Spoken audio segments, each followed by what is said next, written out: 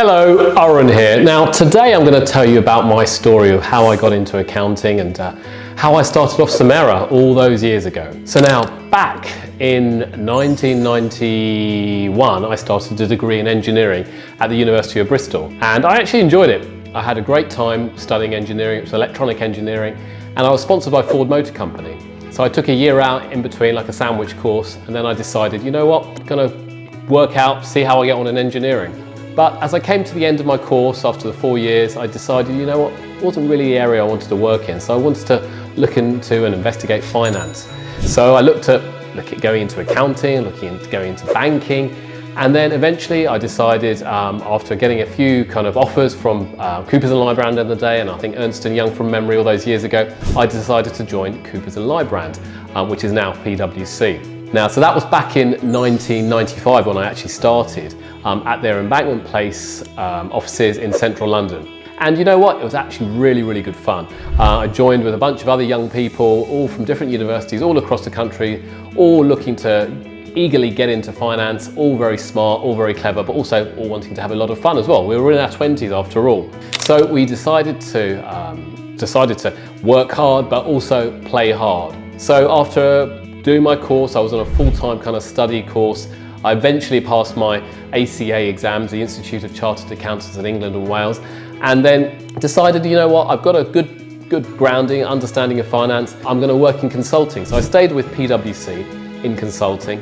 And then after a year or so, I decided, you know what, I always had this inkling to go into banking. So I decided I'm going to join an investment bank.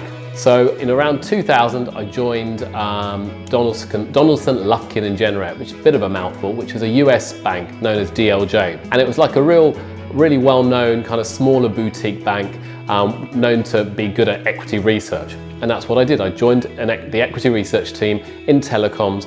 And what I noticed straight away were the hours were very, very different to the hours working at PwC. The hours at PwC were flexible, but sometimes long, but the hours in banking were long. And as an equity research analyst, you'd expect to be in the office by about 6:45, 7 a.m. in the morning, and you wouldn't be home till very, very late. That's why they paid you the big dollars, I realized. They wanted to kind of work you to the bone. And I was in my 20s, attracted by the big bucks, but also realizing, hold on a minute, is this what I wanted? Is this what I wanted to do? So I decided, I stayed there, worked for a while, and then eventually DLJ was taken over by Credit Suisse first Boston, so I joined that team. Again, long hours, again, kind of a lifestyle that wasn't necessarily what I wanted, what I was hoping to pursue. Eventually I moved on to Bank of America Securities, and I decided after a while there, you know what, maybe this banking thing isn't for me. I remember in February 2002, I remember getting my big bonus paid into my bank account, and then checking that it had cleared the bank, and then the very next day I walked into my boss's office and decided, you know what, I'm quitting. And I did. And the first question he asked me, Aaron, which bank are you going to? And I said, I'm not going to any bank, I'm quitting. I have no idea what I'm going to do, and I have no idea where I'm going to go. And he looked at me oddly, are you nuts? You're earning a fortune in your 20s and you're going to quit and kind of go find yourself. And perhaps it was a rash decision at the time, but you know what? Sometimes the rash decisions are the best decisions. So that's what I did. I quit and I took a bit of time out. I'd recently got married, and with my wife's meter, we went traveling, we went to parts of Europe, we went to South America, and then I came back refreshed and energized. But the reality was I needed a job, I needed some money, or I needed some income, because I couldn't just sit there kind of waiting for something to come to me. So eventually, after going back and actually trying for a few jobs in the city again, I realized, you know what, this isn't for me. I didn't enjoy it the first time around. Why will I enjoy it the second time around? So that's when the moment hit me, you know what, I've got to start up my own business. And all I really knew was accounting. I'd started off my own accounting firm. I worked in at PwC and I decided I'm going to start my own accounting firm. No idea how to do it, no idea what was involved, but you know what, I'd start. So I registered the company Samera Limited on the 16th of October 2002. I remember that date very clearly, and I started off my firm. No idea what to do. I realized that my wife was a dentist, and I thought, you know what, there's an opportunity maybe in this sector. I talked with her, she didn't really have much knowledge about finance and accounts, spoke to her friends, and I thought, maybe that's a sector I should go after. And that's what I did. However, it wasn't easy. I talked to her friends, got the odd client, but I remember that first year I spent so much money, so much time, so much traveling, so much doing so many things, and realizing I'm not making any money, I'm actually losing a lot of money. So I had to learn, and I had to learn very, very quickly. I learned how to, and the key thing to learn was, how am I going to get clients? So I traveled around the country talking to lots of dental groups, started to learn how to do marketing online, started to write articles, started to even do some videos in those days, very basic videos, but most importantly, I learned how to build my own website. I used Microsoft Front Page and started to put together my very first website. Very basic, but it got my information on there, and I started to get the information out there to potential clients. Now, I remember I got that very first accountancy client, a lady in Essex, and I went to see her, and she gave me this massive box of papers of accounts. And I looked at it and I thought, oh my God, I have no idea what I'm doing here. I remember in my days of studying as an accountant, you'd have to do accounts from incomplete records. But the reality was I'd worked for a big four, PwC, really weren't involved in preparing accounts. I was working in audit. So when I received this box of papers and I looked at it, I thought, oh my God, I can't do this. I don't know where I'm starting. So that was the beginning. So I got that first client, but I had to figure out, how am I going to get these accounts done? So I had to find my first employee. I put an advert out on the job centre, eventually found one person who applied, Mehen, and he ended up staying with me for 10 years. And we started working initially on my dad's dining table, and we grew from that point. And he was a great accountant, a great guy, a lovely guy, and he helped me get the foundations of Samera grow. Over the years, we added more staff, obviously we added more clients, and we grew and grew, particularly in the dental sector. We had reached out to hundreds of clients dotted around the country, from associates to practice owners to groups, dealing with all different shapes and sizes, but predominantly around dentists. A few years down the line then, Mehen decided he wanted to leave, he wanted to go and join a large corporate rather than working in a small firm like mine, and that's what he did. And today we're still very, very good friends, and I see him occasionally, and he lives very locally to me currently. But we moved on and we hired new team members, we got new team members, some were great, some were not so great. But on the accounting side of things, what I've realised was that I hired one guy and thought he was great, and he was there for a few years, but unfortunately didn't work out, and unfortunately he kind of poached a lot of my clients. So I had to rebuild, all part of the learning process. Now, when it came to 2000 and kind of prior to COVID, and even when I started out, early days, I'd actually started to do outsourcing. I started to do offshoring. I had a distant relative in India, and he had an accounting firm, and I started to do some outsourcing and offshoring right the early days when I started the firm out. Now, what I found was the costs were low, but their technical knowledge wasn't great, and their English knowledge wasn't great. Over the years, that's certainly improved, but the costs were rising, and sometimes the quality was hit and miss. So I learned about offshoring and outsourcing very early on.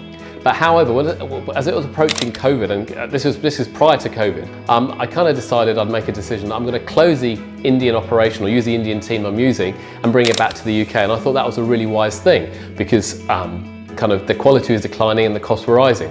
And I did that. You know what? And that was probably one of my big mistakes of what I did. I brought the work back, and then I realized I couldn't find anyone to do the work. And then secondly, COVID hit. Double whammy, couldn't find people, and COVID had hit. How am I going to deal with my clients?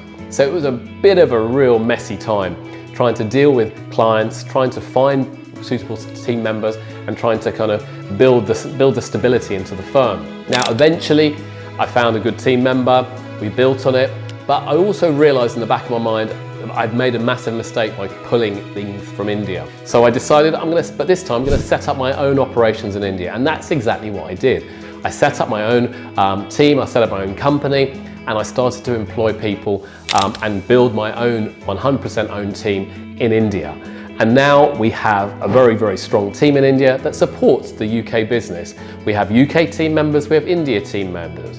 And the UK team members liaise with clients, but so do the India team members talk and liaise with clients. And that's how we're working now. We're a global firm providing global solutions to our clients. Going forward, we'll be adding team members in both locations. But what I've realized is that it's very difficult to find staff here in the UK, accounting staff. But in India, there's great talent if you know what you're doing and if you know where to look for them.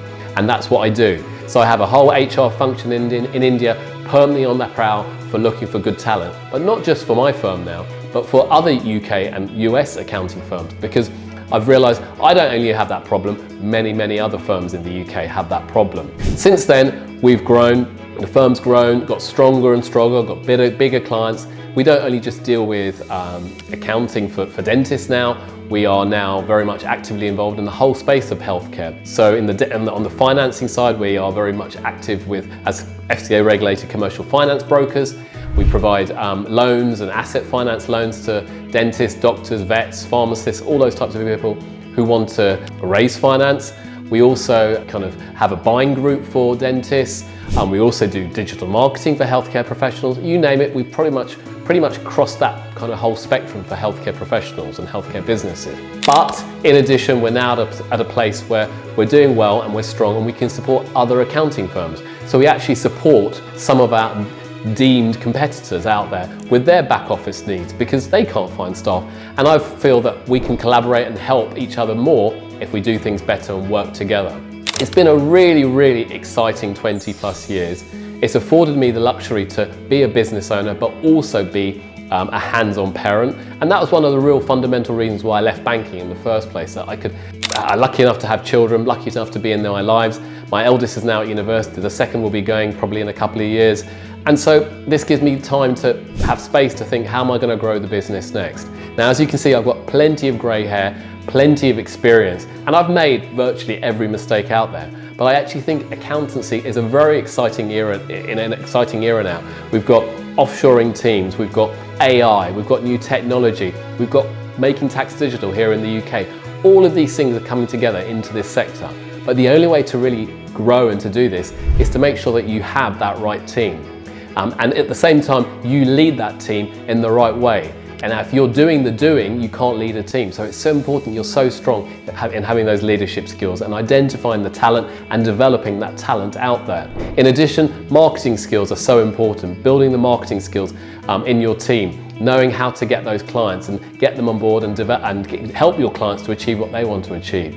Of course, technology, AI, you need to be on board with that. And just very recently, we've taken on our first kind of data engineer, our data analytics engineer into the team to help us develop our AI tools and AI knowledge. So the next 10, 15 years in the accountancy space, in my view, is all about using technology with a trained global team.